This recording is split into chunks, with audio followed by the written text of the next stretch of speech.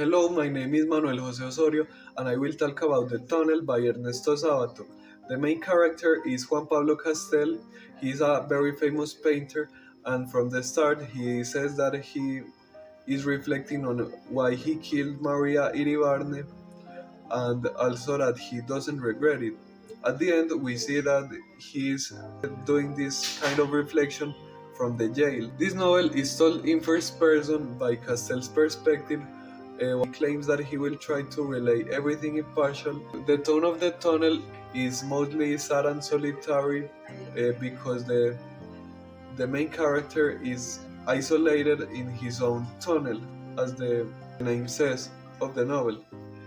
The tunnel is a metaphor that suffers a transformation, since at first it seems like a way of Castel and Maria connecting to meet and be lovers, but in the end it transforms into this kind of jail and tragedy that is the reality of Juan Pablo Castel, in which he lives in this dark and solitary tunnel of his own, and he can't see anyone outside of the tunnel, which means this is his state of mind, and this offers this transformation.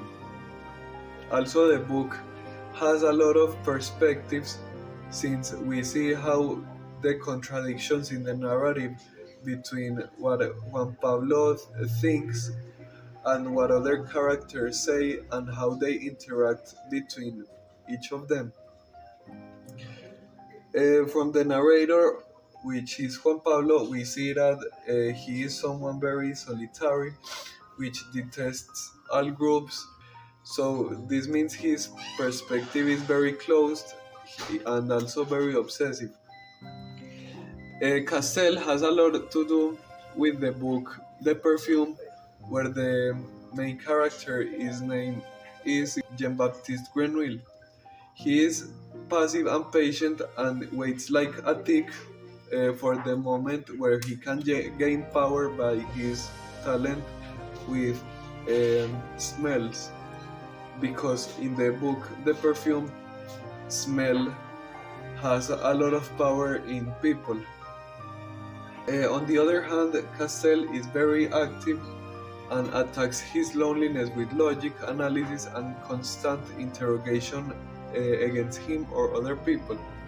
One of the biggest contrasts between these characters is that they are amoral and without human emotion. They are mostly logical.